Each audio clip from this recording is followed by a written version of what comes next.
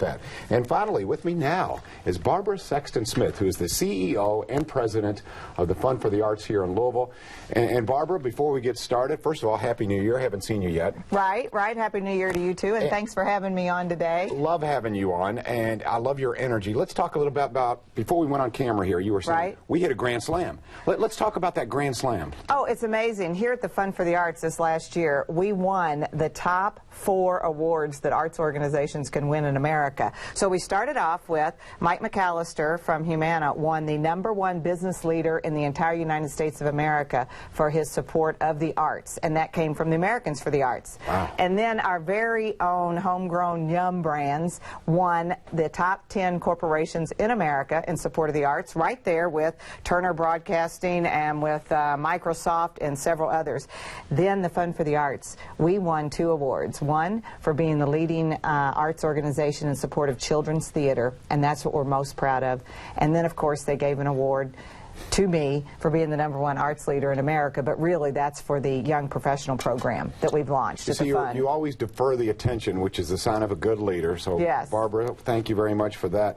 Let's talk about when you give to the Fund for the Arts. And a lot of folks, you may be being approached at work and they're saying, hey, let's help out the Fund for the Arts. Do so. And let's talk about the arts entities that benefit from what you do, Barbara. Let's talk about it. Well, last year alone, more than 517 grants were given out to more than 118 different nonprofit organizations. Now that's all across the Commonwealth of Kentucky. Wow. Because we believe that every child deserves to have an arts-related education. But most importantly, if you look right here in our region, the Kentucky Opera, the Louisville Ballet, Actors Theater of Louisville, Louisville Orchestra, Stage 1 Family Theater, and all of the youth programs are direct recipients of the Fund for the Arts, as is the Kentucky Museum of Art and Craft, doing a great job, and the Louisville Visual Art Association. You can see on the screen right now, that's Waltz of the Flowers with the Nutcracker. Those are students from Walden Theater who we're going to have performances on the stage next Tuesday at our kickoff. There's the Louisville Youth Choir,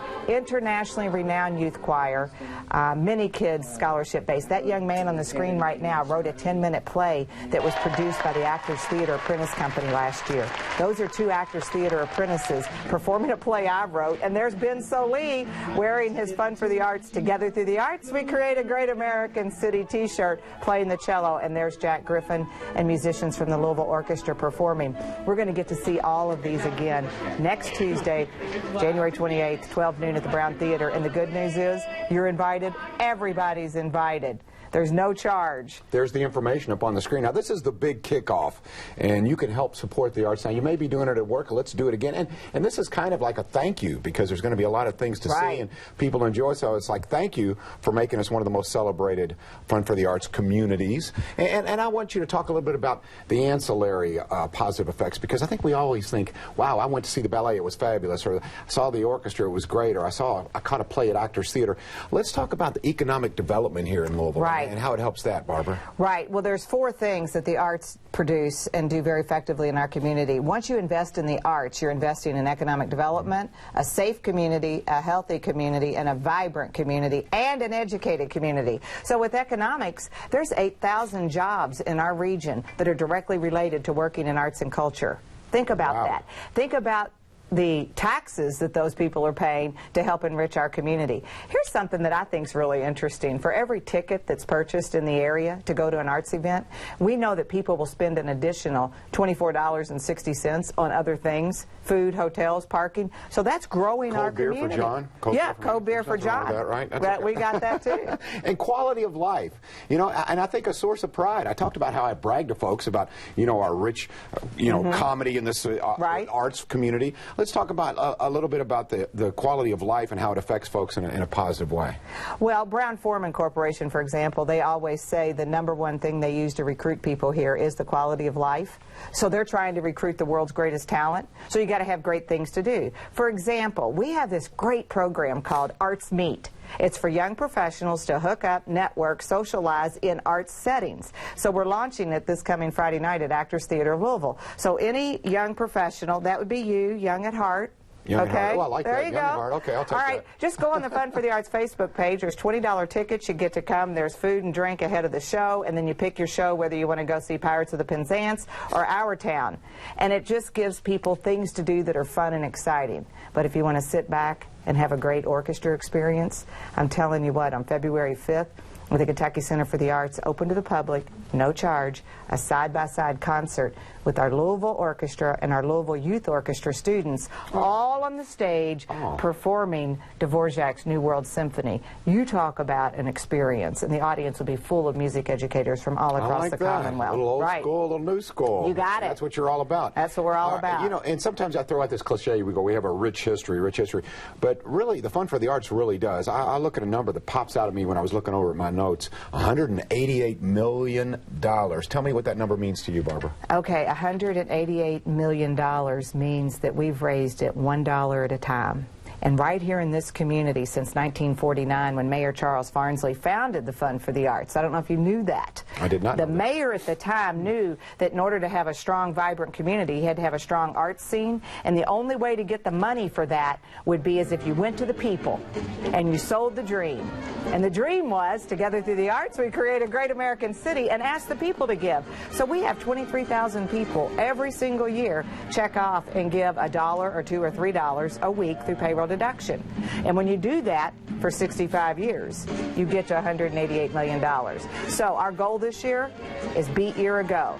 That's what David Novak says over at Yum. You gotta love David Novak. Gotta love him. He gets it done. You know what? And Yum and the Louisville Water Company and the Courier Journal are our sponsors of our Arts Showcase and Kickoff next week. So hats off to them. We love them for their support. So our goal is we're going to beat year ago. If we raise more money this year, it'll be our third year in a row for an increase. And what does that mean?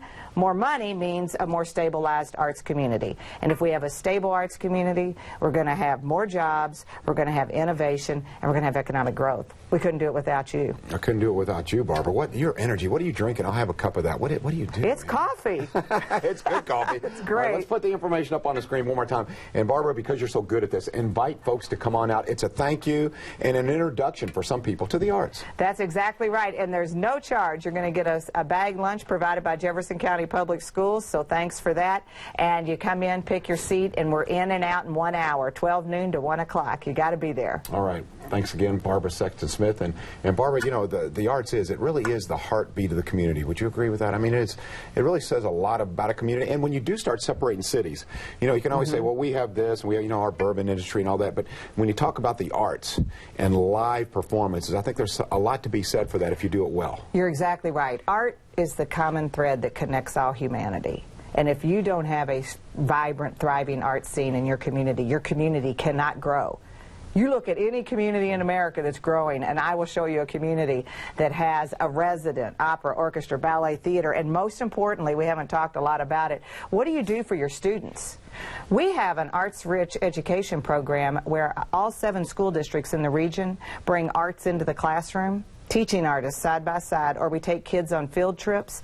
More than 400,000 arts experience every year, and that's important because we need kids to want to get up and want to go to school. We want them to do better in school and want them to graduate. It's all about student achievement.